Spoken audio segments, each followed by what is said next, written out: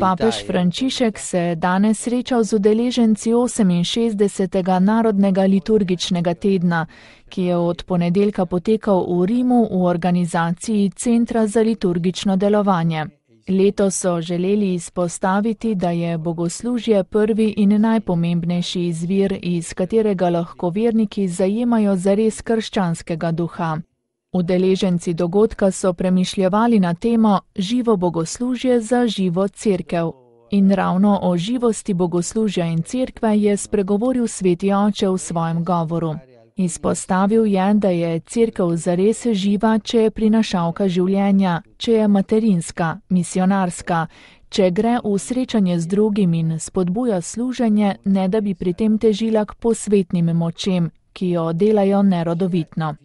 Bogoslužje je živo zaradi žive navzočnosti njega, ki je svojo smrtjo uničil smrt in nam z vstajenjem povrnil življenje, je dejal papež.